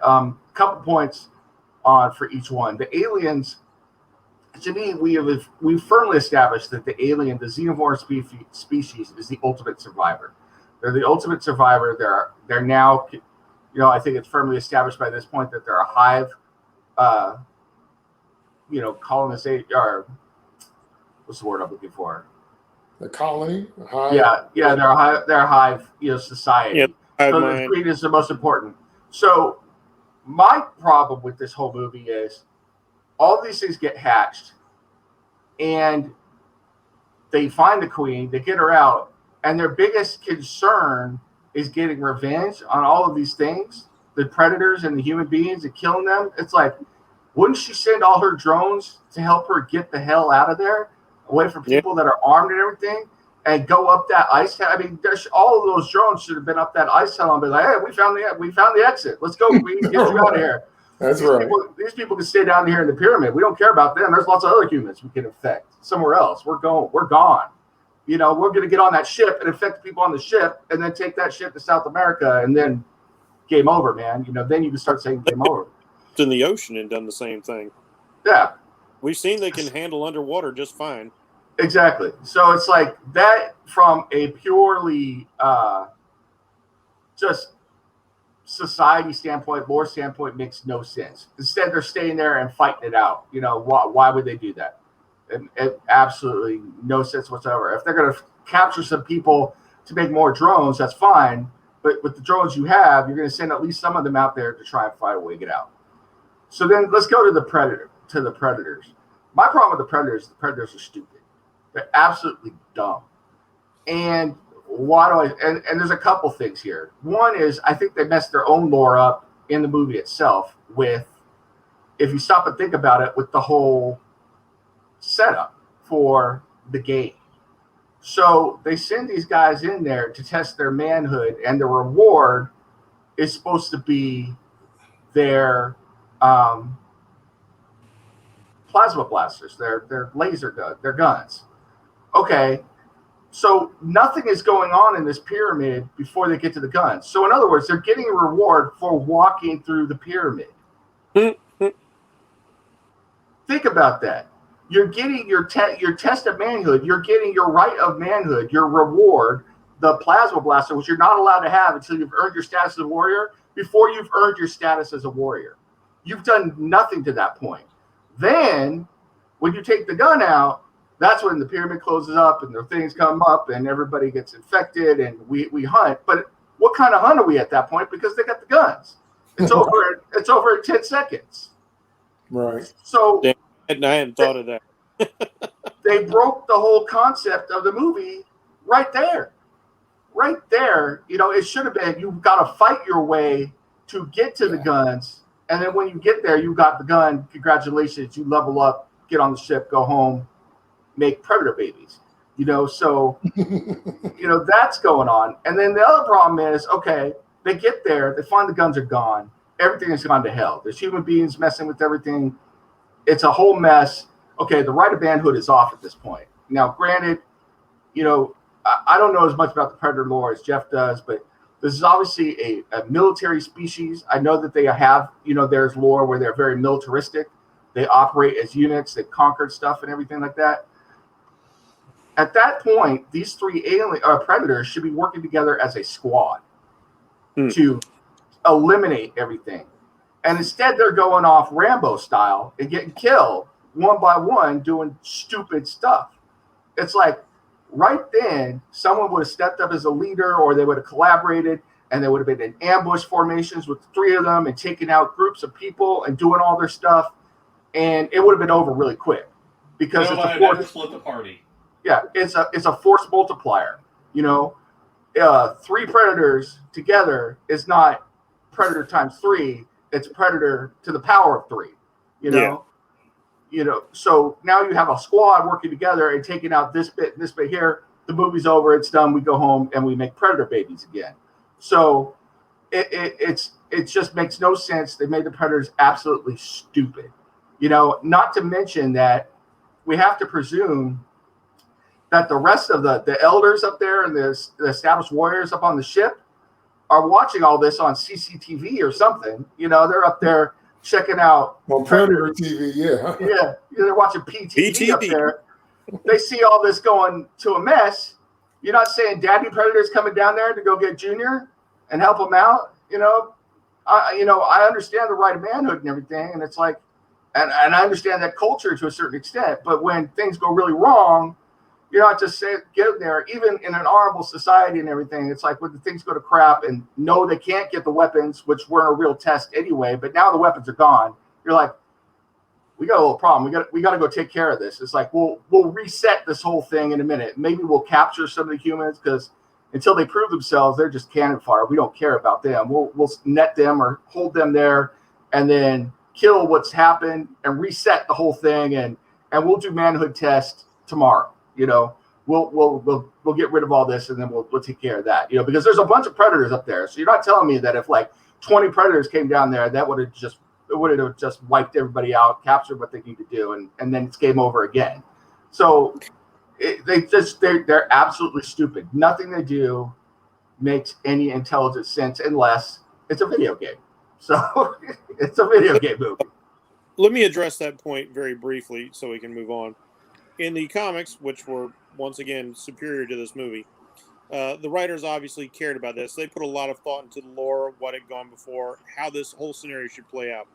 So what happens is when they set up their game preserve on this unfortunate planet that's got human habitation, they have a group of youngsters, and they're even marked by the fact that they have much smaller dreads, which, again, I wish they'd done something to make these things look like juveniles or subadults. And they're led by a war chief. And he's like an overseer of the games. Now, he doesn't participate unless he needs to. But the rest of the predators, they're supposed to go earn their stripes. Mm-hmm. Well, they run across a human by accident. The human panics, tries to take off. When he runs across these dangerous creatures, his little speeder skiff crashes into the war chief, and the young predators presume that he's dead. So they go off script. They're not just after aliens now. They're after humans. Everything's fair game because they don't have their authoritarian figure anymore. And they feel like, well, oh shit, we're screwed. We're stuck on this planet. He's the guy who had the keys to the spaceship, this whole thing. Let's just kill everything. Keys to the spaceship.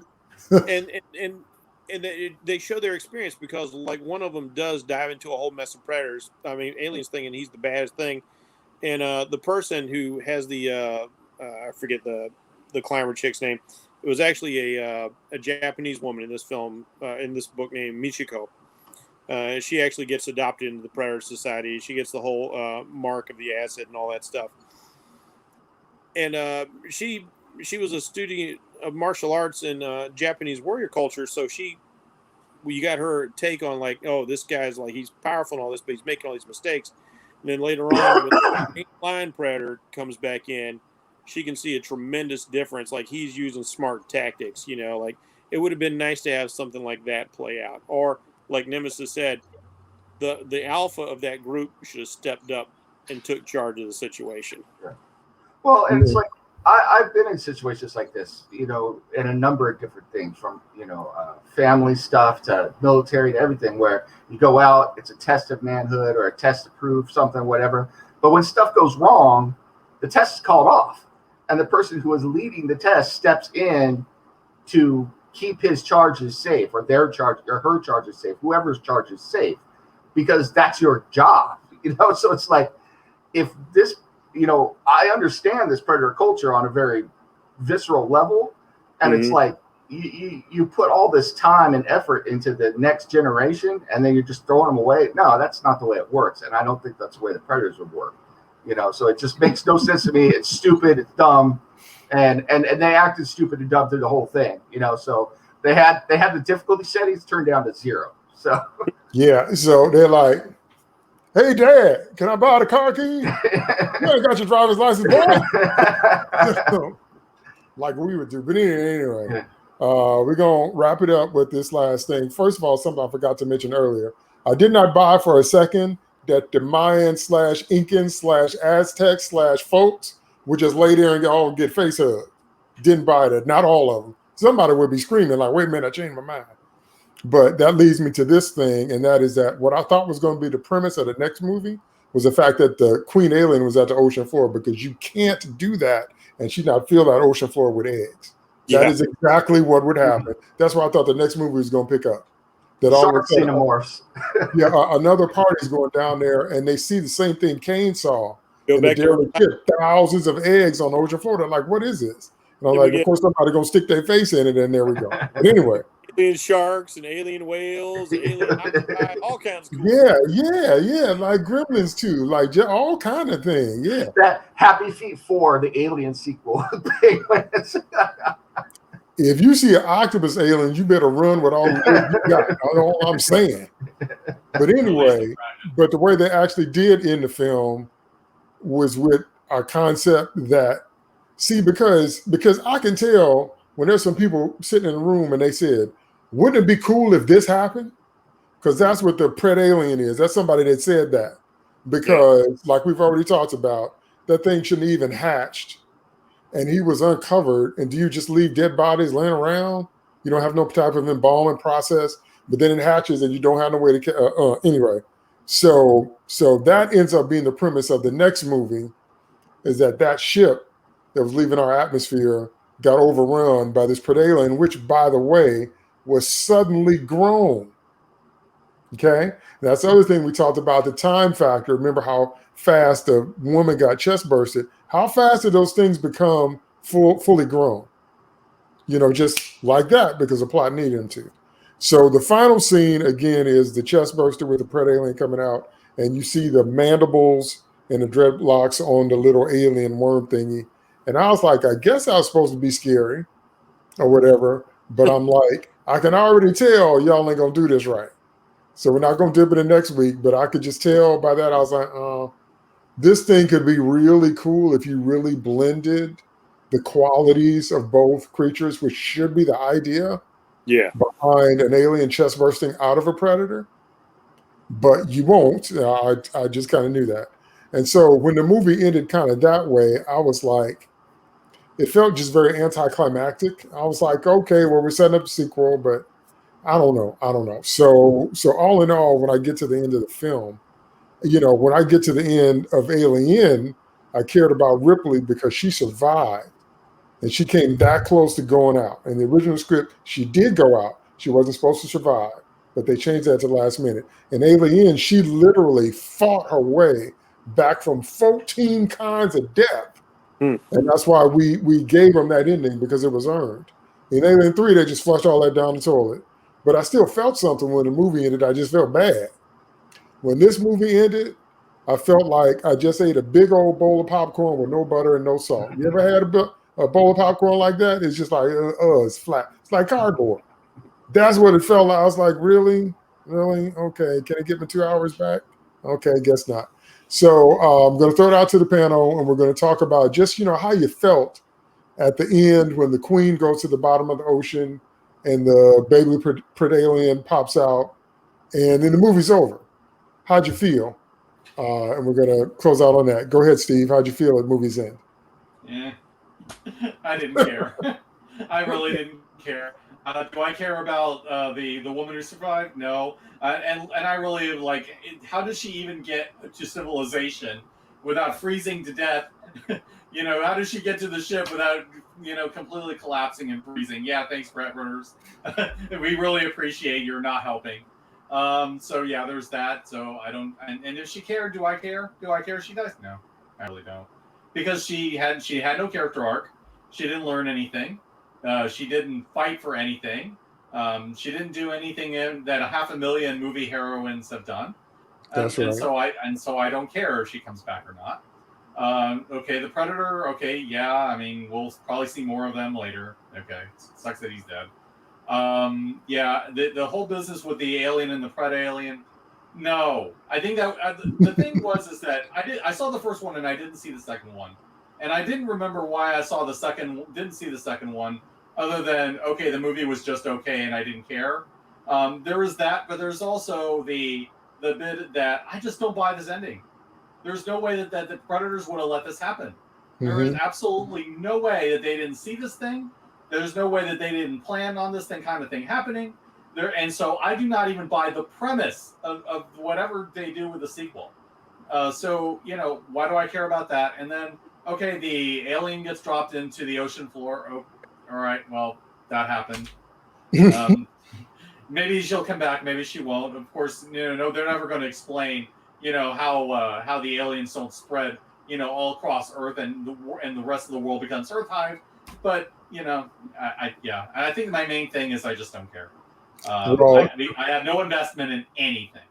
Wait till you get to the next film. If you've never seen Requiem, I've never the stupid turns up to 11. So if you're experiencing it for the first time, you're going to be shaking your head till your neck hurts on this one. Yeah. Also, we kind of instinctively knew we'd never see the Sanaa Lathan character again. Because she wasn't Ripley, she had no arc. So why would we care? Go ahead, Nemesis. How do you feel at movie's end? Let's see where let's start. Let's start with the Alien Queen. I don't understand this at all. I think she's still alive. I think it makes no sense at all. We've already seen in Aliens that she rode up on a ship through an atmosphere out into the cold of space, survived that whole time. So she doesn't need oxygen or can hold her breath for a long time or something. I don't know how they breathe. It's not established. Extreme cold doesn't affect her. She's been in the cold of space. So what is the cold of the ocean going to do to her? Nothing. Yeah. Pressure, maybe. I don't know. That's not been established. So it's like, to me, she didn't really die. She's just, I don't know where she is. She's down there hanging out with whales and sharks and all that other stuff like we were talking about before. Them leaving the character there, that didn't make any sense to me. When they let her keep the weapon, I was like, no, you keep the weapon, you give me a ship or something. It's like, you give me a lift, give me a ride. Didn't matter. I really didn't care one way or the other. But my thought when I saw the end of that was, she's dead. There's no way. And I guess maybe people are on the boat, but even that doesn't make sense because, like you're saying, she's gonna get on the boat and she's got this giant shield of alien head and some spear, and then be like, no, it's like, and when they get into port, she's going to be in quarantine and she's going to disappear into Area 51 for the rest of her life. She'll never be seen again. So that character is gone. One way or the other, she is out of here. Now for Alien Requiem and the actual ending of the film, I have seen 10 minutes of that movie. When it first came out, I was like, I enjoyed Alien AVP as an experience. It's just something to turn my brain off and watch some stuff, So I was like, okay. But I watched AVP Requiem and couldn't get past the first 10 minutes. And it was for the same reason I had a problem with the end of this movie. And it goes to what Steve was saying. All right, let's suppose for a moment that they're idiots and they brought this corpse on board. They didn't see the what was just standing in there and everything else. You're telling me that a ship full of predators, including some of the high-ranking chieftains and everything, I don't care if it is an alien predator, hybrid, pops out. There's no technology on the ship to warn them that there's a species, a xenomorph species on the ship, and it kills all the predators. It crashes the ship. That's what you're trying to get me to believe? This apex predator species? No. So right there, the whole movie makes no sense to me, because I'm like, yeah, that thing could pop out and survive for about 10 minutes, and the other predators would be like, oh yeah, we get to relive our glory days when we did our, little battle, and then we made predator babies. Now we get to kill something, take that home to, mama predator. And they're going out there and they're killing the new alien predator, and it's a new head on the wall. That's all that is the whole movie. That should have been AVP2. A thing hatched, ran around the ship for about 10 minutes, they killed it, and then we get to see Predator party for the remaining hour and 20 minutes. That should have been the movie. So yeah, the whole premise makes no sense to me at all. Well, at the end of Predator 2, we see them all decloak and they surround Danny Glover. So it's their honor that stopped them from killing him, I guess. But if they hadn't had said honor, Danny Glover is toast. Yeah. That's the same thing that should have happened to that Pred alien, because you got a ship full. They should have just circled you and it's over. Anyway, go ahead, Bracy. How'd you feel the movie's end? Now, for my part, and I'm getting this mostly from the video games, I guess it makes sense to me as well, because aliens don't have eyes. I don't think they need eyes to detect predators. So cloaking is more for species that rely on sight. It's still a valuable tool, though, obviously. I was kind of like, yeah, that was kind of sort of fun, but like I wasn't super hyped. Even seeing like the Pred alien come out, I was kind of like, ooh, I'd seen a Pred alien in the comics. I'd seen the Pred alien from the video games.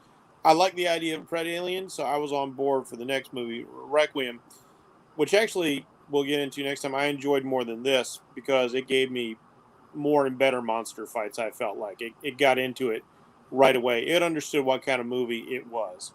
It didn't try to be something else. It didn't try to be a video game movie. But yeah, I've already explained how I think like she can get back to the ship. Maybe there's some equipment, like she's still ready to, send out a snowcat, or maybe I got a snowcat, or maybe she can take some cold weather gear off of one of the many slaughtered bodies that are up top. But again, that's me having to do the work. But sometimes movies end with like a little ambiguous thing. It's like the end of The Sopranos. Sometimes you do have to write the story. I wish they could have hyped me more for Requiem. And they failed to do that by the way they filmed the end shot of this movie. Now, I'm in agreement with you guys as far as the Alien Queen. She's down there. She's making eggs. The world is overrun very quickly. It's the Thing, but the Thing gets out of Antarctica. We're screwed. On board the ship, we get this unnaturally fast gestation, because that's an established thing for this movie for some reason, because we'll find out in Requiem. It grows up super fast and kills all the predators. And apparently somebody was paying attention to the technology, because, again, that's something that pops up in Requiem, that Yutani and the government are all aware, like, oh, we're going to get some alien technology. As like you said, that chick's disappearing into a black site. We've got the gaffy stick. We're studying this thing forever. Our combi stick, Star Wars. Now, you guys might not know, but I also spent some time as a filmmaker. And I really studied the craft when I was into it. And being an artist as well, I tend to think visually. So I understand what makes for good shots, having been a sequential artist. And to have this like long shot and then just see like this like little spaghetti sauce flying, and then this noodle comes up out of the cream of mushroom soup. It's not even like the glowing blood. It's just like covered in gray goo. And I'm like, oh man, you can't even appreciate this thing the way you could the alien chest burster in the first movie. It looks like it looked half-assed, like an afterthought. Like maybe somebody even said, like, we might have a chance to do something later. Like, let's throw this scene together real fast, because that's how it came across to me. I would have built up some tension, which apparently is not Anderson's strength. Although he did it successfully in Event Horizon, I don't know where he falls short on other films. But you can start with that wide, long shot of the body, and you close in. Maybe see like the predator's fingers twitch a little bit, like oh, maybe this cat's not dead yet. Maybe he can warn his fellows. His eyes snap open, and he like tries to get up. Like he closing on him, and he like falls back, and he starts writhing around. His mandibles flare open. He tries to make a noise, but it's just a strangled sound, so it doesn't alert anybody. And then you see the chest starting to ripple and pop, and the armor buckle snap loose. Then the thing bursts up in a very visceral way. That would have been engaging. This was just like, hey, and next week on Batman, here's and not impressive at all. And I did see the following movie because I did want to see a Pred Alien, but it wasn't anything they did that hooked me. It was the fact that I understood this was a thing in other media that I wanted to see. Well, your description of it was actually more interesting than what was on film. What you just said sounded way better than what they shot. So make an audiobook and we'll all buy it. And on that note, we're going to wait for Bracey's Pred Alien audiobook because it'll be better. So on that note, we're going to call this one. I wouldn't even call it a popcorn movie because it's not that interesting. It's a shut your brain off movie. Don't think, just watch, and then move on to the next one. That's about the extent of this film, which is kind of a shame for monsters that are this iconic and classic. But we're going to talk some more about that because when we get to the new Ridley Scott films, the lore takes another turn and another twist and goes in a whole nother direction. And so I don't know. They lost it in Alien 3. That's what everybody knows. Y'all should have stopped there. But anyway, we'll get there. I want to thank my co-host. Thank you so much, Nemesis. No problem. Always glad to talk to you about the Van Wilder of the Alien franchise. So. Thank you so much, Bracey. Hey, pleasure as always. We've said this before and we'll say it again. Like we're so passionate about this because we are fans. We love this material. We love the things that have been created, and that's the only reason why it's not just a writing exercise for us, but we get so in depth because we are genuine fans of this stuff. And so we want to see the best you can give us. So, if don't get in your feels about it. Like if you enjoyed the film, that's great. If not, that's great as well. Thank you so much, Steve. Yeah, I will just say I have no time to bleed. Again, and believe me, we're going to be doing a lot more bleeding within the next couple of weeks with these movies. It's just, it's kind of unfortunate because it's like the potential was there to be a good movie and to do something inciting, and instead they just did, the most low effort, movie that I've seen, and this is still better than most of the post Alien 2 movies somehow, despite that. So it is what it is. All right, folks, thanks for tuning in. We always try to give you insights based on being fans, based on being writers ourselves, things we would do differently, just to give you some food for thought when you're out there creating your content. Remember all the stuff that we're talking about. We're not the only people that feel this way. Okay, when you get that general reaction from your audience, you should listen to it because feedback from your target audience is the most valuable resource that you have. When you can hear people give honest reactions to your content, you know how to tweak, you know what to do, you know what they want to see more of. Even that is a lost art in these days, but that's why we do what we do, because we want to create good stuff and we want to watch good stuff. And there's nothing wrong with that. Thanks so much. Check out the other shows we have on the United Capes Podcast Network. And we will see you next time on the next episode of Sloppy Spoilers. And we